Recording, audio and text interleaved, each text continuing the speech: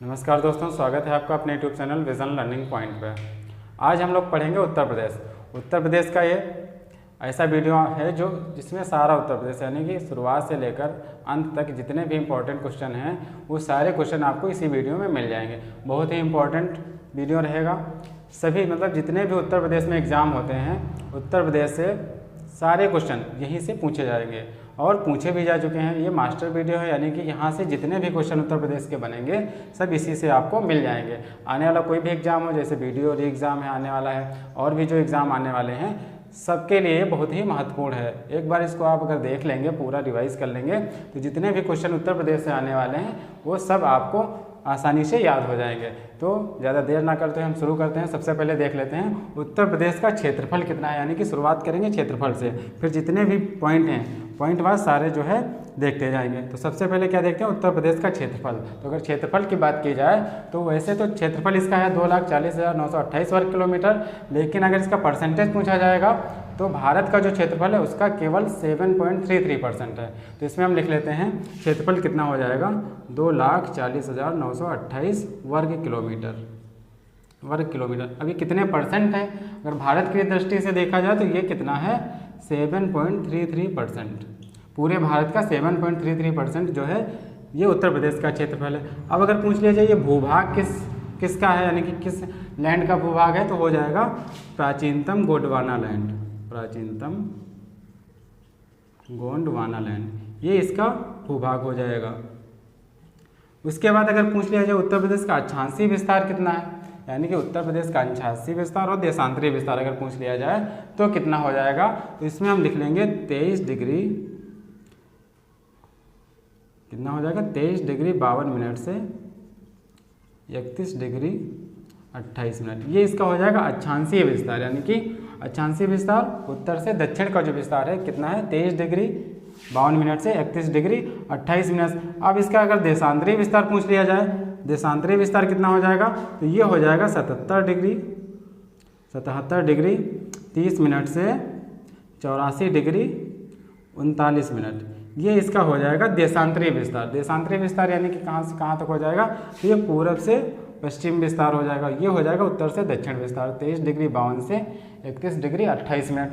अब अगर पूछ लिया जाए क्षेत्रफल की दृष्टि से स्थान, यानी कि अगर उत्तर प्रदेश के बारे में पूछा जाए इसका स्थान कौन सा आता है क्षेत्रफल की दृष्टि से, तो सबसे नंबर 1 पर तो राजस्थान आता है, उसके बाद महाराष्ट्र आता है, मध्य प्रदेश आता है। लेकिन अगर इस उत्तर प्रदेश का पूछा जाएगा तो ये चौथा स्थान हो जाएगा।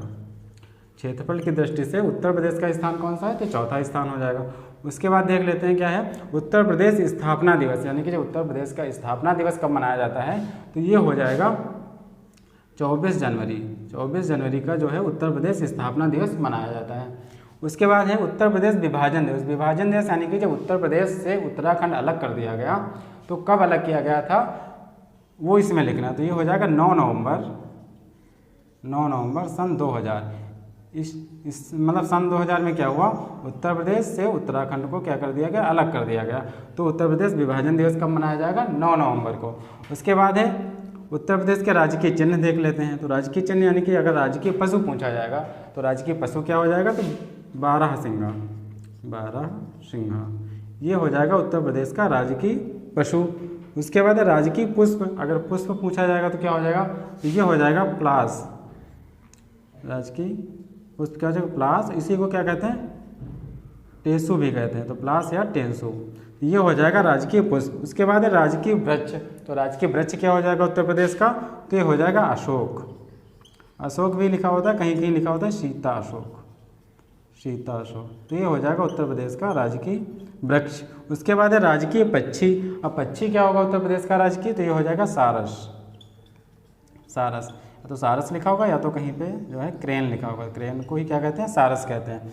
उसके बाद है राजकीय चिन्ह। तो राजकीय चिन्ह क्या हो जाएगा, राजकीय चिन्ह हो जाएगा तीर धनुष। और उसी में और क्या है, मछली। ये जो है तीर धनुष और मछली उसमें बनी हुई है, तो राजकीय चिन्ह क्या हो जाएगा, तीर धनुष व मछली। अब राजकीय भाषा।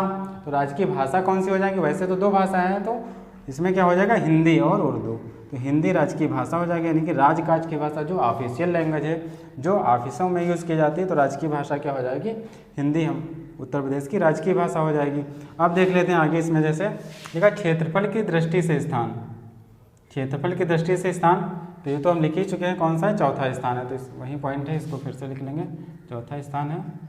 फिर अगला क्या, सीमावर्ती प्रदेश, यानी कि जो उत्तर प्रदेश है ये कितने राज्यों से मिलता है, कौन कौन से प्रदेश इस उत्तर प्रदेश की सीमा को टच करते हैं यानी कि छूते हैं, तो कितने राज्य, तो इसमें 8 तो राज्य हैं, राज्य कितने हैं, 8 राज्य हैं प्लस 1 केंद्र शासित प्रदेश है। तो 8 राज्य कौन कौन से वो देख लेते हैं। तो सबसे पहले हो जाएगा हिमाचल प्रदेश, इसमें क्या लिख लेंगे, हिमाचल प्रदेश हो जाएगा, हिमाचल प्रदेश, उत्तराखंड, हिमाचल प्रदेश हो गया, उत्तराखंड हो गया, हिमाचल प्रदेश, उत्तराखंड और हरियाणा, हरियाणा, राजस्थान, मध्य प्रदेश, हरियाणा, राजस्थान, मध्य प्रदेश, झारखंड, झारखंड, बिहार, छत्तीसगढ़, छत्तीसगढ़। तो हिमाचल प्रदेश, उत्तराखंड, हरियाणा, राजस्थान, मध्य प्रदेश, झारखंड, बिहार और छत्तीसगढ़, ये हो गए 8 राज्य। और केंद्र शासित प्रदेश कौन सा हो जाएगा, तो यूटी हो जाएगा दिल्ली, यानी कि दिल्ली भी जो है उत्तर प्रदेश की सीमा से छूता है।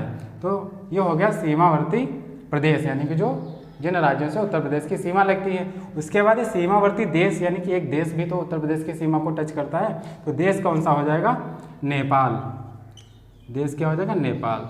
तो उत्तर प्रदेश की सीमा से लगने वाला देश हो जाएगा नेपाल।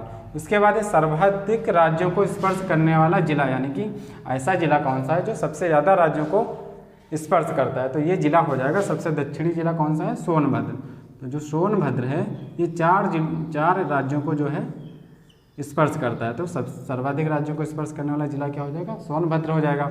उसके बाद है 3 तरफ से मध्य प्रदेश से घिरा जिला, तो 3 तरफ से मध्य प्रदेश से कौन सा जिला घिरा हुआ है, तो ये हो जाएगा ललितपुर, ललितपुर। तो ललितपुर क्या है, 3 तरफ से जो है मध्य प्रदेश से घिरा हुआ है। जैसे हम लिख रहे हैं इसी प्रकार से आप क्या करेंगे, साथ में लिखते रहेंगे तो आसानी से आपको याद भी होता रहेगा। लिखने से क्या होता है, जो है हमको आसानी से याद हो जाता है, तो साथ में आप लोग लिखते रहेंगे। बहुत ही इंपॉर्टेंट क्लास है, इसमें से 1-2 क्वेश्चन जो है हर पेपर में पूछा ही जाता है। अब अगला देख लेते हैं क्या हो जाएगा, पूर्वी जिला। पूर्वी जिला यानी कि सबसे पूरब की ओर कौन सा जिला पड़ेगा, तो पूर्वी जिला पूछ ले, या पश्चिमी जिला, या उत्तरी या दक्षिणी जिला। तो पूर्वी जिला कौन सा हो जाएगा, तो बलिया हो जाएगा, यानी कि सबसे पूर्व जिला कौन है, बलिया। अब पूछ ले अगर पश्चिमी जिला कौन सा है, तो ये हो जाएगा शामली, सबसे पश्चिम साइड में कौन सा पड़ता है, तो ये शामली हो जाएगा। उसके बाद है उत्तरी जिला, तो अगर उत्तरी जिला पूछ लेगा तो क्या हो जाएगा, ये हो जाएगा हमारा सहारनपुर, सहारनपुर। ये हो गया सबसे उत्तरी जिला, यानी कि उत्तर प्रदेश का सबसे उत्तरी जिला हो गया सहारनपुर। अब है सबसे दक्षिणी जिला, तो दक्षिणी जिला कौन सा हो जाएगा, सोनभद्र, सोनभद्र। ये हो गया सबसे दक्षिणी जिला। तो इतने पॉइंट आप लोग नोट कर लेंगे। उसके बाद आगे देखते हैं कौन से हैं, आगे देखते हैं प्रमुख नदियाँ, यानी कि उत्तर प्रदेश में कौन कौन सी प्रमुख नदियाँ बहती हैं उनके बारे में देखते हैं। तो प्रमुख नदियाँ क्या हो जाएगी, इसमें लिखेंगे गंगा, गंगा नदी हो गई, यमुना नदी, रामगंगा, केन नदी, बेतवा नदी, गोमती नदी और घाघरा नदी। ये हो जाएंगी उत्तर प्रदेश की प्रमुख नदियाँ। अब है देश में प्रथम स्थान, यानी कि जो देश है उसमें उत्तर प्रदेश में जो प्रथम स्थान पे चीज़ें हैं वो कौन कौन सी हैं, तो कुल खाद्यान्न उत्पादन, यानी कि जितना खाद्यान्न उत्पादन होता है सबसे ज़्यादा कहाँ पे होता है, तो उत्तर प्रदेश में होता है। कुल खाद्यान्न उत्पादन, खाद्यान्न, कुल खाद्यान्न में प्रथम स्थान है, और गेहूँ, गेहूँ उत्पादन में प्रथम स्थान है, और दुग्ध उत्पादन में प्रथम स्थान है, दुग्ध उत्पादन में, यानी कि दुग्ध सबसे ज़्यादा कहाँ पे होता है, तो ये हो जाएगा उत्तर प्रदेश। और गन्ना उत्पादन में, गन्ना उत्पादन और पशुधन, यानी कि सबसे ज़्यादा पशु कहाँ पे हैं, तो भी हमारा क्या हो जाएगा, उत्तर प्रदेश हो जाएगा। और किस में प्रथम स्थान है, तो इसमें हो जाएगा पोस्ट ऑफिस, सबसे ज़्यादा पोस्ट ऑफिस कहाँ है, तो उत्तर प्रदेश, पोस्ट ऑफिस, सबसे ज़्यादा पोस्ट ऑफिस कहाँ है, उत्तर प्रदेश में। और अगर बैंक शाखाएँ, यानी कि बैंक की संख्या सबसे ज़्यादा कहाँ है, तो भी उत्तर प्रदेश हो जाएगा, बैंक शाखाएँ, ये भी उत्तर प्रदेश में हो जाएगा। और इसके द्वारा रेल मार्ग, एक पॉइंट इसमें और लिख लेंगे, रेल मार्ग सबसे ज़्यादा कहाँ पे है, तो वो भी हमारा कहाँ पे हो जाएगा, उत्तर प्रदेश में सबसे ज़्यादा हो जाएगा। ठीक, उसके बाद है जलवायु, जो जलवायु है उत्तर प्रदेश की ये कैसी है, तो इसमें हम लिख लेंगे, यानी कि जो जलवायु है समशीतोष्ण उष्ण कटिबंधीय, इसमें क्या लिखेंगे, समशीतोष्ण उष्ण कटिबंधीय, ये जो है उत्तर प्रदेश की जलवायु है। समशीतोष्ण उष्ण कटिबंधीय जलवायु, यानी कि जलवायु के बारे में पूछा जा सकता है। उसके बाद पूरब से पश्चिम लंबाई, यानी कि जो उत्तर प्रदेश है इसकी पूरब से पश्चिम कितनी लंबाई है, ये जो है देख लेते हैं। पूरब से पश्चिम लंबाई इसकी हो जाएगी 650 किलोमीटर, यानी कि पूरब से पश्चिम लंबाई, इधर से इधर की लंबाई कितनी है, तो 650 किलोमीटर हो जाएगी। फिर उत्तर से दक्षिण से लंबाई, यानी कि उत्तर से दक्षिण लंबाई, उत्तर से दक्षिण लंबाई क्या हो जाएगी, ये हो जाएगी 240 किलोमीटर। 240 किलोमीटर ये है उत्तर से दक्षिण लंबाई। उसके बाद है प्रमुख प्राकृतिक प्रदेश, यानी कि कौन कौन से प्राकृतिक प्रदेश हैं, तो वो कितने हैं, 3 हैं। 3 प्राकृतिक प्रदेश हैं, कौन कौन से हैं, तो पहला हो जाएगा, पहला क्या हो जाएगा, ये हो जाएगा भाबर एवं तराई क्षेत्र, भाबर एवं तराई क्षेत्र, तो ये हो जाएगा पहला प्राकृतिक प्रदेश। उसके बाद दूसरा क्या हो जाएगा, तो ये हो जाएगा गंगा यमुना का मैदान, गंगा यमुना का मैदान, ये हो जाएगा दूसरा प्राकृतिक प्रदेश। उसके बाद तीसरा क्या हो जाएगा, तो तीसरा हो जाएगा दक्षिण का पठारी प्रदेश, दक्षिण का पठार, इसमें क्या लिख लेंगे, दक्षिण का पठार। ये मुख्य प्राकृतिक प्रदेश हैं जो उत्तर प्रदेश के हैं। अब हम देखते हैं जनसंख्या, उत्तर प्रदेश की जनसंख्या कितनी, तो जनसंख्या जो है वो हम देखेंगे 2011 की जनगणना, क्योंकि अभी नई जनगणना तो हुई नहीं है, तो ये 2011 के आंकड़े हैं। अगर क्वेश्चन पूछा जाएगा तो यहीं से पूछा जाएगा।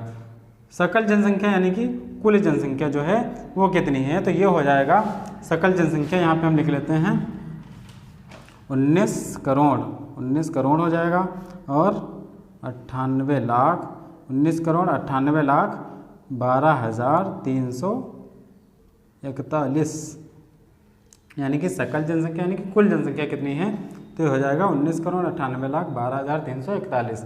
उसके बाद ये जो जनसंख्या है ये भारत की कुल जनसंख्या का कितना है, तो भारत की कुल जनसंख्या का अगर पूछेगा तो ये कितना परसेंटेज है, ये 16.50, यानी कि 16.5% जो है ये उत्तर प्रदेश की जनसंख्या है, भारत की कुल जनसंख्या का 16.5%। उसके बाद है इसमें हम देख लेते हैं महिलाएं, यानी कि महिलाएं कितनी हैं, तो महिलाएं हो जाएगा 95,331,831, इसको पढ़ लेते हैं, जैसे कितना हो जाएगा, ये हो जाएगा 9,53,31,000, 9 लाख, ये हो जाएगा 9 लाख नहीं 9 करोड़, यहाँ पे लिख लेंगे, कॉमा यहाँ लगा लेंगे, 9,53,31,831, ये हो जाएगा महिलाएं, यानी कि कुल महिलाएं कितनी हैं उत्तर प्रदेश में। उसके बाद पुरुष, ये तो हो गई महिलाएं, अब पुरुष निकालना है तो इसमें से इसको माइनस कर लेंगे तो क्या आ जाएगा, पुरुष आ जाएगा। तो पुरुष कितने आ जाएंगे, ये हो जाएगा 10 करोड़ 44 लाख, 10 करोड़ 44 लाख, और कितना हो जाएगा 80,510, ये है पुरुष जनसंख्या, यानी कि महिलाएं 9 करोड़ हैं और पुरुष कितने हैं 10 करोड़ हैं। टोटल पूछा जाएगा लगभग 20 करोड़ है, लेकिन 19 करोड़। अब हम इसमें देख लेते हैं स्त्री पुरुष अनुपात, यानी कि जो स्त्री पुरुष अनुपात कितना है, स्त्रियां कितनी हैं, किस रेशियो में है, पुरुष किस रेशियो में है, तो ये हो जाएगा हमारा, स्त्री है तो स्त्री का पहले लिख लेंगे 912 रेशियो 1000, यानी कि 1000 पुरुषों पे महिलाएं कितनी है 912। अब देखते हैं जनसंख्या घनत्व, यानी कि जनसंख्या घनत्व क्या होता है, जैसे 1 वर्ग किलोमीटर है तो 1 वर्ग किलोमीटर एरिया में कितने लोग निवास करते हैं, तो उस हिसाब से जनसंख्या घनत्व हो जाएगा। तो जनसंख्या घनत्व हमारा हो जाएगा 829 प्रति वर्ग किलोमीटर, तो ये हो गया जनसंख्या घनत्व। अब जनसंख्या में 10 की वृद्धि, 10 की वृद्धि यानी कि 10 साल, 10 सालों में जनसंख्या की वृद्धि कितनी हो जाती है, तो ये हो जाएगी 20.2%, ये हो गई 10 की वृद्धि। अब हम देखते हैं शहरी जनसंख्या कितनी है, ग्रामीण जनसंख्या कितनी है, तो शहरी जनसंख्या देखेंगे तो कितनी हो जाएगी 22%, अगर संख्या लिखेंगे तो कितनी हो जाएगी 44 हो जाएगा। उसके बाद हो जाएगा 495,063, ये हो जाएगा, तो इसको कितना हो जाएगा, ये 4,44,95,063। इसका अगर परसेंटेज देखा जाए तो कितना हो जाएगा, तो परसेंटेज इसका हो जाएगा 22.3%, यानी कि 22.3% जो है ये जनसंख्या शहरों में निवास करती है, तो ये शहरी जनसंख्या हो जाएगी। उसके बाद है ग्रामीण जनसंख्या। ग्रामीण जनसंख्या यानी कि गांव में कितनी निवास करती है, तो ये हो जाएगा 15 करोड़, ये हो जाएगा 15,53,17,278 यानी कि 15,53,17,278। ये कितने परसेंट हो जाएगी, तो ये हो जाएगी 77 पॉइंट यानी कि 77.7%। तो ये हो जाएगी कौन सी जनसंख्या, ग्रामीण जनसंख्या। तो यहाँ से क्या पता चल रहा है कि जो ग्रामीण जनसंख्या है वो ज़्यादा है, यानी कि गाँव में सबसे ज़्यादा जनसंख्या निवास करती है। अब हम आंकड़े कुछ देख लेते हैं। तेंदुलकर समिति के अनुसार, यानी कि ये जो तेंदुलकर समिति थी उसके अनुसार जो आंकड़े दिए गए हैं उसमें दिया गया गरीबी रेखा से नीचे जनसंख्या, जो उत्तर प्रदेश की कुल जनसंख्या है उसमें गरीबी रेखा से नीचे कितनी, यानी कि गरीबी रेखा जो है उसके नीचे जो जनसंख्या है वो कितने परसेंट हो जाएगी, तो हो जाएगा 29.43%, यानी कि 29% जनसंख्या जो है वो गरीबी रेखा से नीचे है। अब अगला है कार्य सहभागिता दर, यानी कि जितनी भी जनसंख्या है उसका कार्य सहभागिता दर कितना है, यानी कि कार्य में कितना सहभाग करते हैं वो लोग, तो उसकी दर कितनी हो जाएगी, तो उसकी दर हो जाएगी 32, यानी कि 32.94%, 32.94% ये हो जाएगा कार्य सहभागिता दर। अब यहाँ पे देखते हैं जीवन प्रत्याशा, यानी कि जन्म के समय जीवन प्रत्याशा। तो पहले कुल व्यक्ति देखते हैं, कुल व्यक्ति की कितनी जीवन प्रत्याशा है, फिर पुरुष की अलग देखेंगे और महिला की। तो कुल व्यक्ति की कितनी हो जाएगी, तो ये हो जाएगी 65.0, यानी कि 65 वर्ष लगभग है कुल व्यक्तियों की ये जीवन प्रत्याशा है। और पुरुष की कितनी है, तो पुरुष की हो जाएगी 64.3 और महिला की कितनी हो जाएगी, तो ये हो जाएगा 60.56। ये हो गई प्रत्याशा दर, यानी कि जीवन प्रत्याशा कितनी है। ये इतने सारे पॉइंट अच्छी तरह से लिख लेंगे। आगे देखते हैं कौन सा पॉइंट। अब आगे हम देखते हैं कुल साक्षरता दर, यानी कि उत्तर प्रदेश की कुल साक्षरता दर कितनी है। तो साक्षरता दर पूछा जाएगा तो 2011 के अनुसार देखते हैं, क्योंकि जनगणना जो है वो 2011 वाली है, तो साक्षरता दर भी उसी के हिसाब से होगी। तो कुल साक्षरता दर देखेंगे तो हो जाएगा 67.7%, यानी कि 67.7% एक कुल है पूरे उत्तर प्रदेश की। अगर इसमें पुरुष पूछा जाए, पुरुष का अलग स्त्री का अलग, तो पुरुष साक्षरता दर कितनी हो जाएगी, तो इसमें 10 बढ़ा देंगे तो कितना हो जाएगा 77.3%। ठीक, ये याद करने का तरीका याद रखना, जैसे इसमें 10 बढ़ा देंगे, अगर स्त्री का पूछा जाएगा तो इसमें 10 कम कर देंगे तो हो जाएगा 57.2%। ये हो जाएगा स्त्री साक्षरता दर। अब इसमें लिखा है नगरीय साक्षरता दर, यानी कि अगर नगर या शहर की पूछी जाए वो कितनी है, फिर है ग्रामीण साक्षरता दर, तो ये भी अलग अलग हम देख लेते हैं। तो नगरीय साक्षरता दर कितनी है, तो ये हमारी हो जाएगी 75.1%, ये हो जाएगी नगरीय साक्षरता दर। अगर इसमें भी पुरुष की पूछी जाएगी तो कितनी हो जाएगा 80.5%, ये पुरुष की साक्षरता दर हो जाएगी। और अगर स्त्री की पूछी जाएगी तो ये कितनी हो जाएगी, तो ये हो जाएगी 69.2%, ये हो गई नगरीय साक्षरता दर। अब देखते हैं ग्रामीण साक्षरता दर, यानी कि गांव के हिसाब से अगर पूछा जाए तो ग्रामीण साक्षरता दर देख लेते हैं। तो ग्रामीण साक्षरता दर कुल पहले देख लेते हैं, यहाँ पे लिख लेंगे कुल। तो कुल कितनी है ग्रामीण साक्षरता दर, तो कुल हमारी हो जाएगी 65.5%, ये हो गई कुल साक्षरता दर। अगर इसमें पुरुष का पूछा जाएगा, पुरुष तो हो जाएगा 76.3%, और अगर स्त्री का पूछा जाएगा तो ये हो जाएगा 53.7%। तो यहाँ पे देखें तो नगर की साक्षरता दर क्या है, ज़्यादा है, और ग्रामीण के क्या है, कम है। अब यहाँ देखते हैं भाषा अनुसार जनसंख्या परसेंट, यानी कि जो भाषाएं हैं उस हिसाब से जनसंख्या परसेंटेज क्या है, ये देख लेते हैं। तो हिंदी कितने परसेंट लोग बोलते हैं, उर्दू कितने परसेंट, पंजाबी। तो हिंदी सबसे ज़्यादा बोली जाती है, तो ये हो जाएगी 94.08%। अगर उर्दू की बात करें तो ये हो जाएगा 5.42%। अगर पंजाबी, तो पंजाबी कितने लोग बोलते हैं, तो ये सिर्फ 0.25% लोग जो है पंजाबी भाषा का प्रयोग करते हैं। सबसे ज़्यादा क्या, हिंदी, लगभग 94%।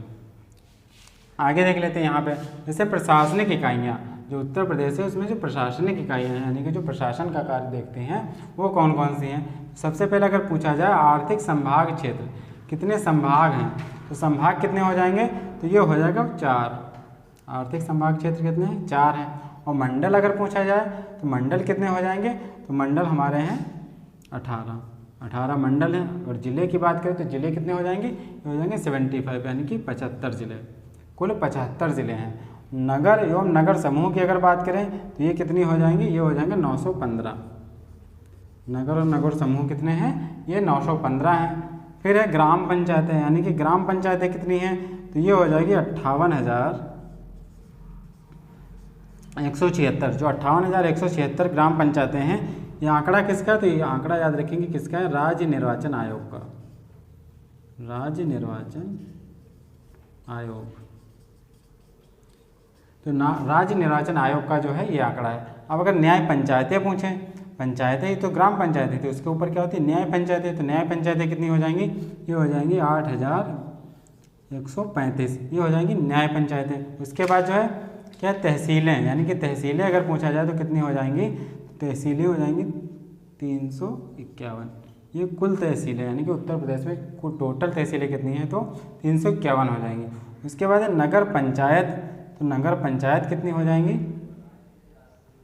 नगर पंचायतें तो हम देख लिया, ये दोबारा पॉइंट है तो नगर पंचायत यहाँ से हटा देंगे, दोबारा हो गया, ठीक है। अब है नगर पालिका परिषद, नगर पालिका परिषद कितने हैं, नगर पालिका परिषद हम देख लेते हैं, ये हो जाएंगे हमारे 200। नगर पालिका परिषद कितने हैं, 200 हैं। और नगर निगम कितने हैं, तो नगर निगम हमारे हो जाएंगे 17। नगर निगम कितने हैं, 17 हैं। फिर अगर पूछा कुल ग्राम, यानी कि ग्राम कुल कितने हैं, तो कुल ग्राम हमारे हो जाएंगे 1,06,774। ये कुल ग्राम है, यानी कि उत्तर प्रदेश में गाँवों की संख्या कितनी है, 1 लाख के ऊपर ही है।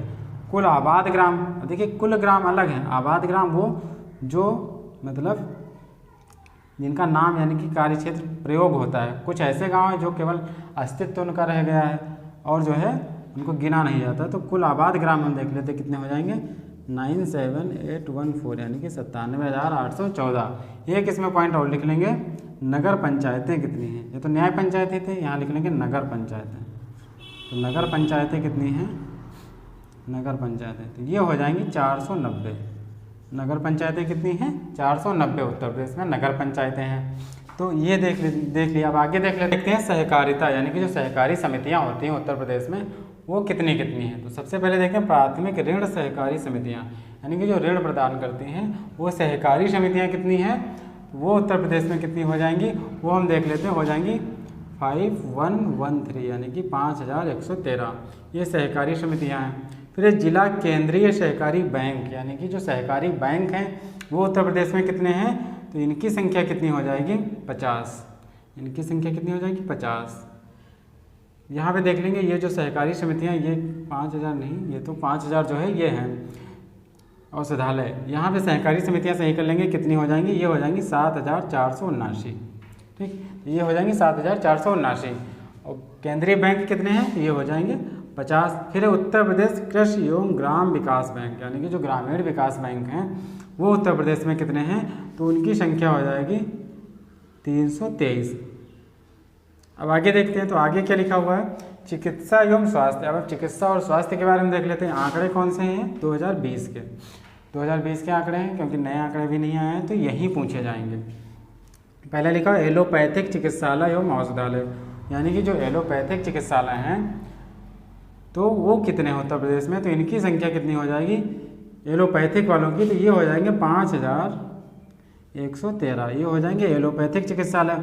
उसके बाद आयुर्वेदिक एवं यूनानी, तो आयुर्वेदिक एवं यूनानी अगर पूछा जाएगा तो ये कितने हो जाएंगे, ये हो जाएंगे 2360, ये आयुर्वेदिक एवं यूनानी हैं। उसके बाद अगर पूछा जाए होम्योपैथिक चिकित्सालय कितने हैं, तो होम्योपैथिक अगर पूछा जाएगा तो ये हो जाएगा हमारा 1576। ये आंकड़े याद रखेंगे, कभी कभी क्वेश्चन जो है इसमें से पूछ लिया जाता है। अब है जनप्रतिनिधि। अब जनप्रतिनिधि यानी कि जो लोकसभा या विधानसभा होती है या राज्यसभा होती है उसमें कितने कितने सदस्य होते हैं, उनकी कुल संख्या कितनी होती है वो हम देख लें। तो लोकसभा सदस्य कितने हो जाएंगे, तो इनकी संख्या कितनी है उत्तर प्रदेश में, तो सबसे ज़्यादा है 80, यानी कि जितने अन्य राज्य हैं उनसे सबसे ज़्यादा अगर संख्या पूछी जाएगी तो चाहे वो लोकसभा हो, चाहे राज्यसभा हो, या विधानसभा या विधान परिषद, सबसे ज़्यादा संख्या कहाँ पे है, उत्तर प्रदेश में। तो लोकसभा सदस्य कितने हो जाएंगे, 80 हो जाएंगे। फिर राज्यसभा सदस्य, इनकी संख्या कितनी हो जाएगी, तो ये हो जाएगा 31, यानी कि 31। उसके बाद विधानसभा सदस्य। अब विधानसभा सदस्य कितने हैं, तो विधानसभा सदस्य हो जाएगा इनकी संख्या 403। फिर है विधान परिषद सदस्य, तो इनकी संख्या कितनी हो जाएगी, ये हो जाएंगे 100। तो ये हो गए जनप्रतिनिधि। उसके बाद हम इधर देख लेते हैं, यहाँ लिखा हुआ है प्रथम राज्यपाल। अगर पूछ लिया जाए उत्तर प्रदेश के प्रथम राज्यपाल कौन थे, तो क्या बताया जाएगा, तो प्रथम राज्यपाल कौन थी, महिला थी वो, कौन सी, डॉक्टर सरोजिनी नायडू थी। इसमें क्या लिख लेंगे, सरोजिनी नायडू। ये जो है प्रथम राज्यपाल थे उत्तर प्रदेश की। उसके बाद वर्तमान राज्यपाल अगर पूछा जाए तो ये हो जाएगा आनंदीबेन पटेल। आनंदीबेन पटेल ये जो है वर्तमान राज्यपाल। उसके बाद है प्रथम मुख्यमंत्री। अगर उत्तर प्रदेश के प्रथम मुख्यमंत्री पूछा जाए तो क्या हो जाएगा, सुचेता कृपलानी। सुचेता कृपलानी ये जो है उत्तर प्रदेश की प्रथम महिला मुख्यमंत्री थी। उसके बाद है वर्तमान मुख्यमंत्री। अगर वर्तमान मुख्यमंत्री पूछा जाए, इसमें क्या लिख लेंगे, प्रथम महिला मुख्यमंत्री। उसके बाद वर्तमान मुख्यमंत्री अगर पूछा जाए तो क्या हो जाएगा, वर्तमान में तो सबको पता होगा, योगी आदित्यनाथ। आदित्यनाथ। इसमें एक चीज़ याद रखेंगे, अगर पूछे क्रमानुसार ये कौन से हैं, तो क्रमानुसार तो ये हो जाएंगे 33 नंबर के, ये क्रम से हो जाएंगे। अगर पूछ लिया जाए व्यक्तिगत, यानी कि व्यक्ति के हिसाब से कौन है, तो व्यक्ति से हो जाएंगे 21वें। क्रम से पूछा जाएगा तो 33 हो जाएगा, व्यक्ति से पूछा जाएगा तो 21वें हो जाएंगे। उसके बाद प्रथम विधानसभा अध्यक्ष, यानी कि जो विधानसभा थी इसके प्रथम अध्यक्ष कौन थे, तो प्रथम अध्यक्ष अगर पूछा जाए तो ये हो जाएगा राजर्षि पुरुषोत्तम दास टंडन। इसमें क्या लिख लेंगे, राजर्षि पुरुषोत्तम दास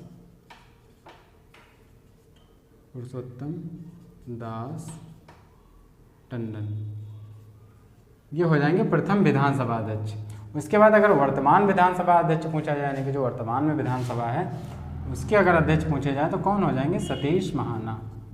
ये कौन हो जाएंगे, सतीश महाना। उसके बाद अगर वर्तमान विधानसभा का क्रम पूछ लिया जाए, यानी कि कौन से क्रम की जो विधानसभा इस समय है, कौन से क्रम की, तो हो जाएगा 18वीं विधानसभा। 18वीं विधानसभा। फिर है नेता सदन। एक होता है नेता सदन, एक होता है नेता विरोधी दल या नेता प्रतिपक्ष। तो नेता सदन कौन होता है, जो इसकी पार्टी जीतती है, यानी कि जो मुख्यमंत्री होता है। तो इसमें नेता सदन कौन हो जाएगा, योगी आदित्यनाथ। योगी आदित्यनाथ ये हो जाएगा नेता सदन। उसके बाद नेता विरोधी दल, तो ये कौन हो जाएंगे, तो ये हो जाएंगे अखिलेश यादव। अखिलेश यादव ये जो है विरोधी दल के नेता हो जाएंगे। फिर है प्रथम सभापति, यानी कि जो विधान परिषद होती है उसमें जो है सभापति होता है, तो सभापति को प्रथम कौन हो जाएंगे, तो ये हो जाएंगे श्री चंद्रभान सिंह। ये हो जाएंगे प्रथम सभापति। अगर वर्तमान में पूछा जाए तो ये हो जाएगा मानवेंद्र सिंह।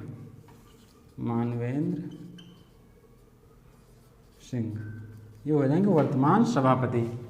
तो इतने पॉइंट हमने देख लिए, इंपॉर्टेंट है, आप लोग इसको लिख जरूर लेंगे क्योंकि बहुत ही इंपॉर्टेंट है। आगे देखते हैं। अब हम देखते हैं परिवहन एवं संचार, यानी कि उत्तर प्रदेश में परिवहन एवं संचार की दृष्टि से कौन कौन से आंकड़े, ये देख लेते हैं। तो अगर डाकघर पूछा जाए, यानी कि उत्तर प्रदेश में अगर डाकघर की संख्या पूछी जाए तो कितनी हो जाएगी, तो ये हो जाएगी हमारी 17,000, यानी कि 17,670। ये कुल डाकघर हैं उत्तर प्रदेश में। दूरदर्शन केंद्र अगर पूछा जाए, यानी कि दूरदर्शन केंद्र कितने हैं, तो ये हो जाएंगे 3, ये दूरदर्शन केंद्र हैं। उसके बाद अगर आकाशवाणी केंद्र पूछा जाए तो ये कितने हैं, तो ये 13 आकाशवाणी केंद्र हैं।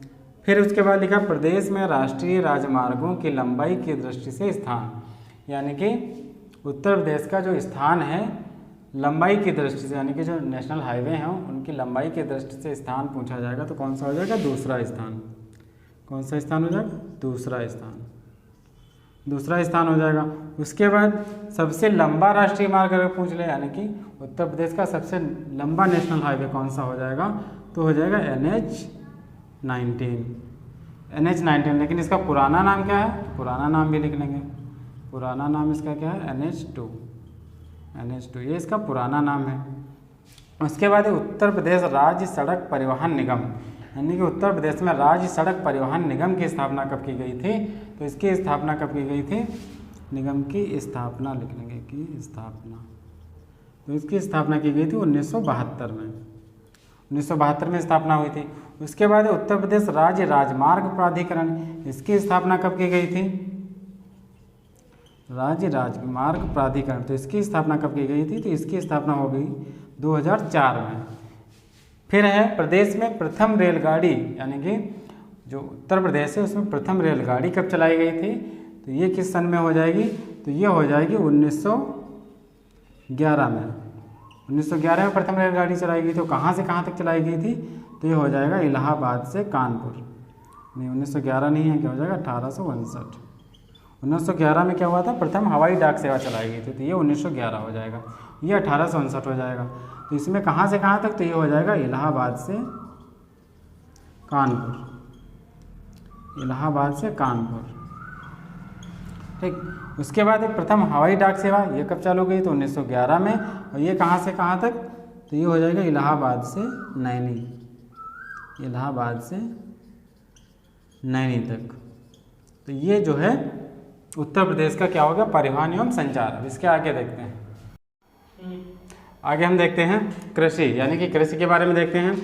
कितने कृषि जलवायु प्रदेश हैं उत्तर प्रदेश में, ये देखते हैं। फिर जो है किसान भाई योजना कब लागू की गई, या चकबंदी योजना कब लागू की गई, ये सारी चीज़ें जो है अब हम इसमें देखते हैं। तो जैसे लिखा है कृषि जलवायु प्रदेश, तो कितने हो जाएंगे? तो 9 हो जाएंगे। कितने हैं उत्तर प्रदेश में? तो 9। अब है किसान भाई योजना, तो ये कब लागू की गई? तो ये हो जाएगा 1992 में, 1992 ईस्वी, ये हो जाएगी किसान भाई योजना। उसके बाद है चकबंदी योजना, तो ये हो जाएगा 1954 ईस्वी। ये ईयर याद रखें, क्योंकि ईयर ही पूछा जाता है कि योजना किस ईयर में शुरुआत हुई। फिर है सबसे पुरानी नहर, यानी कि जो नहर है उत्तर प्रदेश की, तो सबसे पुरानी कौन सी है, ये पूछा जाएगा। तो इसमें बता देंगे पूर्वी यमुना नहर, पूर्वी यमुना नहर। इसका ईयर अगर हो जाएगा तो 1830, तो ये सबसे पुरानी नहर हो जाएगी। फिर है सबसे बड़ी नहर, यानी कि उत्तर प्रदेश की सबसे बड़ी नहर कौन सी है? तो ये हो जाएगी शारदा नहर, शारदा नहर, ये सबसे बड़ी हो जाएगी नहर। उसके बाद किसान मित्र योजना, यानी कि जो किसान मित्र योजना है ये कब लागू की गई? तो ये हो जाएगा 18 जून 2001। फिर उसके बाद है किसान रथ योजना, ये भी जो है कृषि से रिलेटेड है, किसान रथ योजना। तो ये कब लागू की गई? तो ये हो जाएगा 2009। उसके बाद अगला है राज्य दुग्ध परिषद, यानी कि जो राज्य में दुग्ध परिषद है ये कहाँ पे है? ये हो जाएगा, या इसकी शुरुआत कब हुई? तो 1976, यानी कि 1976 में हुई। फिर है गोकुल पुरस्कार योजना, यानी कि जो गोकुल पुरस्कार योजना है किस क्षेत्र में दिया जाता है? तो क्षेत्र इसमें पूछा जाएगा। तो ये हो जाएगा दुग्ध उत्पादन के क्षेत्र में, दुग्ध उत्पादन, ये हो जाएगा। उसके बाद है कृषि निर्यात जोन, यानी कि जहाँ से कृषि के जो फसलें हैं या जो कुछ मतलब उत्पाद होते हैं उनको निर्यात किया जाता है। तो निर्यात कहाँ कहाँ से किया जाता है, और निर्यात जोन कितने हैं? तो ये हो जाएगा 3। तो 3 कौन कौन से हैं वो देख लेते हैं। तो 3 कौन कौन से? तो पहला हो जाएगा आगरा, आगरा से किसका निर्यात किया जाता है? तो आगरा से आलू, आलू का निर्यात किया जाता है। उसके बाद दूसरा है लखनऊ, लखनऊ से किसका निर्यात किया जाता है? तो ये हो जाएगा आम का निर्यात। उसके बाद है सहारनपुर, तीसरा सहारनपुर, यहाँ से भी जो है आम का निर्यात किया जाता है। तो ये 3 जो है कृषि निर्यात जोन है, आगरा, लखनऊ और सहारनपुर में। तो ये हो गया कृषि से रिलेटेड जितनी भी बातें थी। उसके आगे सिंचाई के साधन, यानी कि जो सिंचाई के साधन उपयोग किए जाते हैं उत्तर प्रदेश में वो कौन कौन से हैं? तो नलकूप है, नहर, कुआं, तालाब, झील और अन्य साधन कौन कौन से हैं? इन सबको देख लेते हैं, इनका जो प्रतिशत देख लेते हैं कि सबसे ज़्यादा कौन सा यूज किया जाता है, सबसे कम कौन सा यूज किया जाता है। तो नलकूप जो है ये कितने प्रतिशत यूज किया जाता है? तो 74.9%, यानी कि 74.9% जो है नलकूप का यूज़ करते हैं सिंचाई करने में। उसके बाद नहर, तो नहर का प्रयोग कितना किया जाता है? तो ये 15.2% जो है नहर का प्रयोग किया जाता है, यानी कि नहर के द्वारा सिंचाई की जाती है। उसके बाद कुआँ, यानी कि कुआँ से कितनी सिंचाई की जाती है?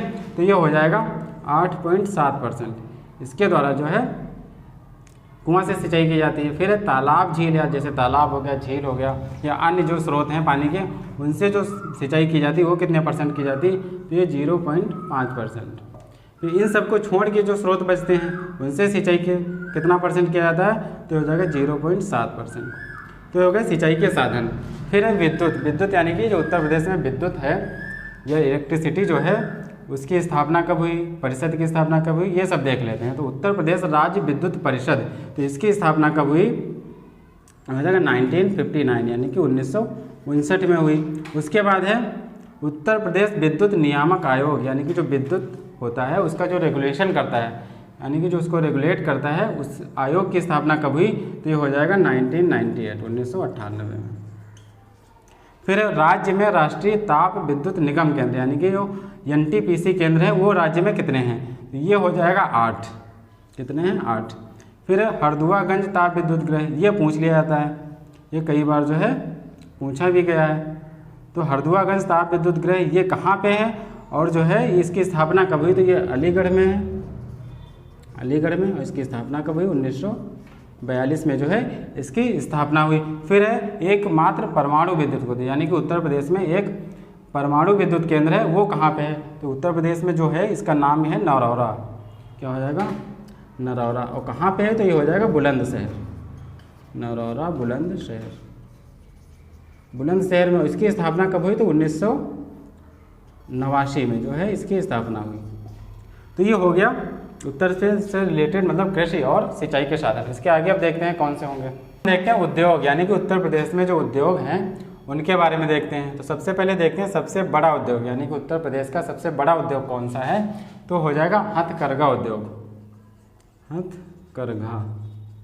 ये जो उद्योग है कृषि के बाद, यानी कि कृषि में सबसे ज़्यादा रोजगार है, उसके बाद दूसरे नंबर पर अगर रोजगार सबसे ज़्यादा देने वाला कोई उद्योग है तो क्या हो जाएगा, हथकरघा उद्योग। तो इसमें लिख लेंगे कृषि के बाद सबसे ज़्यादा रोजगार देने वाला, सबसे ज़्यादा रोजगार देने वाला, ये हो जाएगा सेकंड नंबर पे। उसके बाद है प्रथम चीनी मिल, यानी कि प्रथम चीनी मिल उत्तर प्रदेश में कब लगाई गई थी, तो ये कहाँ पे लगाई गई थी, तो ये हो जाएगा प्रतापपुर। प्रतापपुर, अभी प्रतापपुर कहाँ पे पड़ता है, तो देवरिया, प्रतापपुर देवरिया। उसके बाद इसका अगर ईयर पूछा जाए तो 1903 यानी कि 1903 में। फिर है चीनी उत्पादन में देश का स्थान। अब यहाँ पे देखेंगे जो उत्तर प्रदेश का चीनी उत्पादन में देश में स्थान है, यहाँ पे हो जाएगा प्रथम। पहले किसका था, पहले महाराष्ट्र का था, लेकिन इस बार क्या हुआ है, चीनी उत्पादन उत्तर प्रदेश में ज़्यादा हुआ है, तो इसलिए महाराष्ट्र सेकंड नंबर पे है, उत्तर प्रदेश प्रथम नंबर पे है। फिर है उत्तर भारत का मैनचेस्टर। मैनचेस्टर वो होता है जहाँ पे कपड़ा उत्पादन होता है, तो उत्तर भारत का अगर मैनचेस्टर पूछा जाएगा तो कानपुर हो जाएगा, कानपुर। अगर भारत का पूछा जाएगा तो वो तो अहमदाबाद है, लेकिन उत्तर भारत का पूछा जाएगा तो उत्तर प्रदेश में कानपुर हो जाएगा। फिर भारतीय स्टील रोलिंग मिल, यानी कि भारतीय स्टील रोलिंग मिल जो है ये कहाँ पे लगी हुई है, तो ये हो जाएगी हमारी मुजफ्फरनगर, इसको लिख लेंगे मुजफ्फरनगर, भारतीय स्टील रोलिंग मिल हो जाएगा। फिर रेल पहिया कारखाना, यानी कि जहाँ पे रेल के पहिया बनाए जाते हैं वो कारखाना कहाँ पे लगा हुआ है, तो ये हो जाएगा रायबरेली, रायबरेली। फिर है टाटा मोटर्स प्लांट, यहाँ पे कौन सा प्लांट है, ट्रक प्लांट है, यानी कि ट्रक बनाए जाते हैं टाटा के, तो ये प्लांट कहाँ पे लगा हुआ है, तो ये हो जाएगा लखनऊ में, लखनऊ में हो जाएगा। फिर है स्कूटर्स इंडिया लिमिटेड, ये भी प्लांट है, ये कहाँ पे है, तो ये भी लखनऊ में है, ये भी लखनऊ में हो जाएगा। फिर इंडिया पाली फाइबर्स लिमिटेड, यानी कि ये जो है इंडिया पाली फाइबर्स लिमिटेड ये कहाँ पे है, ये हो जाएगा बाराबंकी, बाराबंकी में हो जाएगा। फिर वैद्यनाथ आयुर्वेदिक औषधि फर्म, यानी कि ये आयुर्वेदिक औषधि फर्म है, ये कहाँ पे है, तो ये है नैनी प्रयागराज में, नैनी, और नैनी कहाँ पे पड़ता है, तो प्रयागराज में पड़ता है, तो इसमें लिख लेंगे प्रयागराज। फिर अगला क्या है, हिंदुस्तान केबल लिमिटेड, ये कहाँ पे है, तो ये भी जो है नैनी प्रयागराज में है, नैनी प्रयागराज, ये दोनों जो है नैनी प्रयागराज में। उसके आगे है आयुध उपस्कर कारखाना, यानी कि जो ये कारखाना है ये कहाँ पे हो जाएगा, तो ये है हमारा हजरतपुर कानपुर, यहाँ पे क्या लिख लेंगे, हजरतपुर। ये हजरतपुर कहाँ पड़ता है, तो ये पड़ता है कानपुर में, हजरतपुर कानपुर। फिर उसके बाद है अफीम कारखाना, यानी कि अफीम निर्माण का कारखाना कहाँ है, तो ये हो जाएगा गाजीपुर,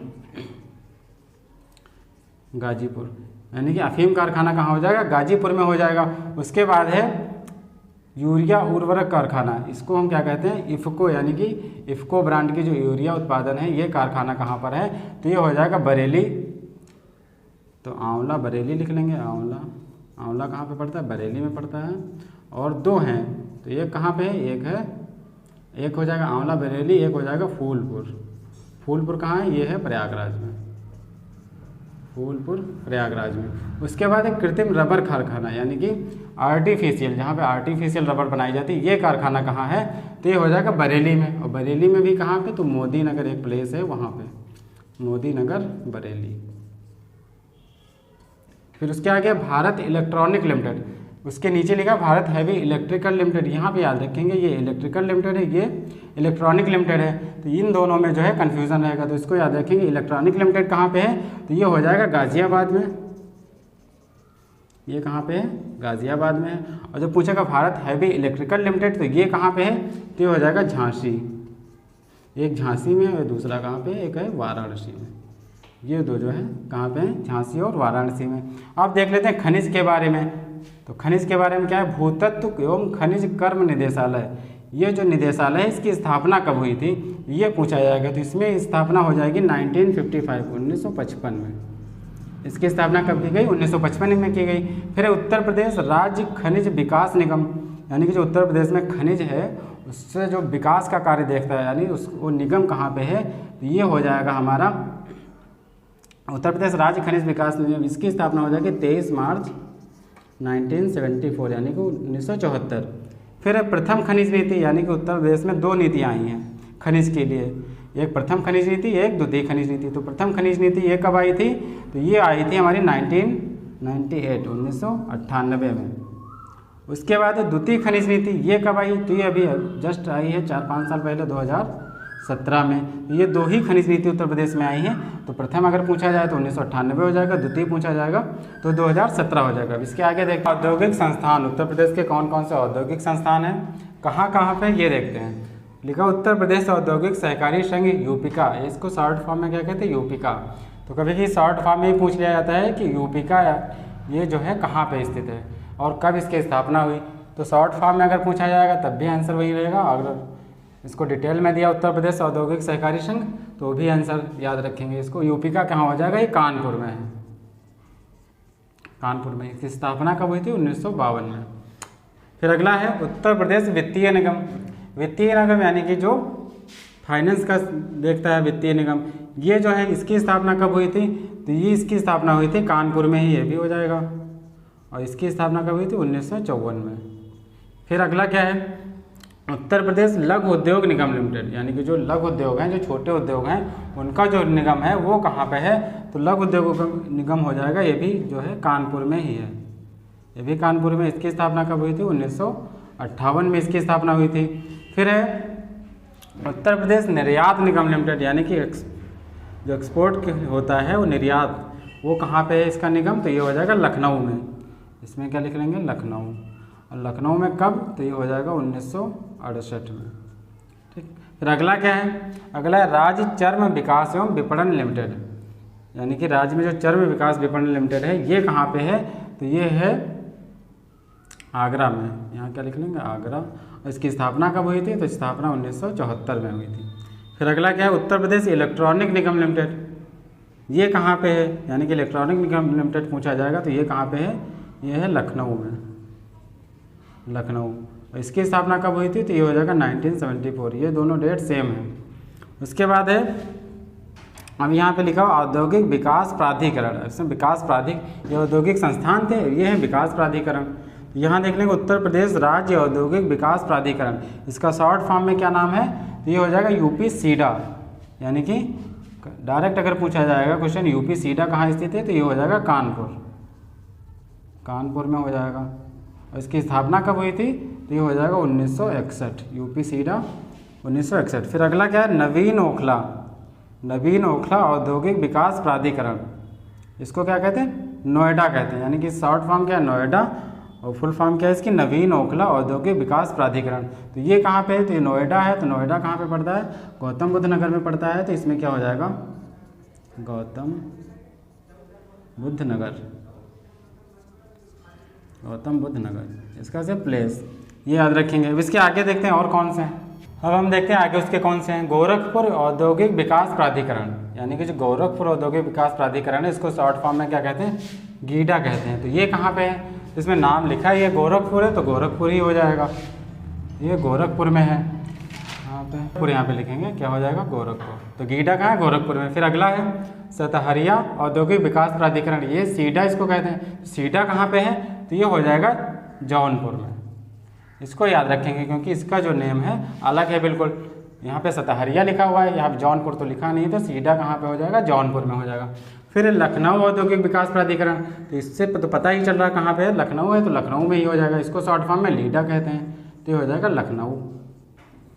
उसके बाद अगला देखते हैं क्या है, अगला है भदोही औद्योगिक विकास प्राधिकरण। तो भदोही कहाँ है, तो भदोही में हो जाएगा। इसको शॉर्ट फॉर्म में बीडा कहते हैं, ये कहाँ हो जाएगा, भदोही में हो जाएगा। फिर अगला हम देखते हैं प्रमुख लोकगीत, यानी कि उत्तर प्रदेश के जो प्रमुख लोकगीत हैं वो कौन कौन से हैं, प्रमुख लोक नृत्य कौन कौन से हैं, और शास्त्रीय नृत्य, यानी कि उत्तर भारत के उत्तर प्रदेश का जो शास्त्रीय नृत्य है वो कौन सा है, ये हम देखते हैं। तो प्रमुख लोकगीत पहले देखते हैं, ये लिख लेंगे पहले कौन कौन से हो जाएंगे। इसमें लिख लेंगे बिरहा, ये भी गाया जाता है उत्तर प्रदेश में, यानी कि बिरहा। उसके बाद जो है चैती, बिरहा चैती, कजरी, कजरी गाया जाता है, और रशिया, रशिया इसको और क्या कहते हैं, तो फाग बोलते हैं, रशिया और फाग। ये जो है उत्तर प्रदेश के लोकगीत हैं। और इसमें जौन है आल्हा जैसे हो जाएगा, आल्हा है। और कौन सा है, पूरन भगत, पूरन भगत, और एक है भृतहरि। ये जो है लोकगीत हैं, यानी कि जो उत्तर प्रदेश में गाए जाते हैं अलग अलग स्थानों में, जैसे बुंदेलखंड वगैरह में जो है आल्हा वगैरह गाया जाता है, उसी तरह से अलग अलग ज़िलों में जो है ये लोकगीत गाए जाते हैं। इनको याद रखेंगे क्योंकि इंपॉर्टेंट है, इसमें से कई सारे जो है पूछे भी जा चुके हैं, आगे भी जो एग्ज़ाम आने वाला है उसमें भी पूछे जाएंगे। फिर आगे हम देखते हैं प्रमुख लोक नृत्य, लोक नृत्य कौन कौन से हैं, यानी कि फोक डांसेस कौन कौन से हैं, ये देख लेते हैं। तो लोक नृत्य हो जाएगा इसमें कट घोड़ा, ये जो है लोक नृत्य है। और एक कौन सा है, चरकुला, चरकुला हो जाएगा। फिर है जाएगा कर्मा, ये लोक नृत्य है, कर्मा है। फिर है पांडव, एक है पाई डंडा, पाई डंडा लोक नृत्य। और उसके बाद कौन है, यहाँ पे हो जाएगा एक है राई, राई हो जाएगा एक, राई, और एक हो जाएगा थारू, और एक हो जाएगा शायरा, शायरा। ये जो है प्रमुख लोक नृत्य यानी कि फोक डांसेज जो उत्तर प्रदेश में किए जाते हैं। फिर अगला है उत्तर प्रदेश, ये जो उत्तर प्रदेश है और उत्तर भारत, यानी कि ये पूरे उत्तर भारत का शास्त्रीय नृत्य है। तो उत्तर प्रदेश का अगर पूछा जाएगा तो भी यही आंसर होगा, उत्तर भारत का पूछा जाएगा तब भी यही आंसर होगा। तो शास्त्रीय नृत्य कौन सा है, तो कथक है। शास्त्रीय नृत्य कौन सा है, कथक। अब इसको जो है कभी कभी पूछ लेता है, इसके जो कलाकार हैं वो कौन कौन से हैं, तो इसमें हो जाएगा पंडित बिरजू महाराज, पंडित बिरजू महाराज हो जाएगा। और एक हो जाएगा लच्छू महाराज, और कौन हो जाएगा, एक हो जाएगा इसमें सितारा देवी। तो ये जो है इसके कलाकार हैं। तो ये उत्तर प्रदेश का जितना भी इम्पोर्टेंट पॉइंट थे, जो भी डिटेल्स थी, वो सारी जो है इस वीडियो में हमने देख ली। इसके जो और पॉइंट रह गए हैं वो, इसका एक पार्ट ये है पहला पार्ट, इसके बाद एक पार्ट इसका और दूसरा पार्ट देखेंगे, यानी कि इसमें जितने थे इम्पॉर्टेंट वो हमने बता दिए। अब अगले वीडियो में जो दूसरे पार्ट में हम देखेंगे जो बचे बाकी हैं, जैसे जो शिक्षण संस्थान वगैरह हैं, ये सारी चीज़ें, या पर्यटन है, ये सारी चीज़ें हम अगले वीडियो में देखेंगे। और जो मतलब आंकड़े कुछ हैं, इंडेक्सेस हैं, जैसे जो जनसंख्या प्रतिशत है, ये सारी चीज़ें जो हैं हम अगले वीडियो में देखेंगे। तो इस वीडियो का क्या करेंगे, आप इसी तरह से नोट्स बना लेंगे, रिवाइज कर लेंगे, अच्छी तरह से याद कर लेंगे। बहुत ही इंपॉर्टेंट है, जितने भी आने वाले एग्जाम उत्तर प्रदेश में हैं सारे क्वेश्चन यहाँ से लगभग बनते ही बनते हैं। तो वीडियो कैसा लगा ये ज़रूर बताएं। तब तक के लिए धन्यवाद।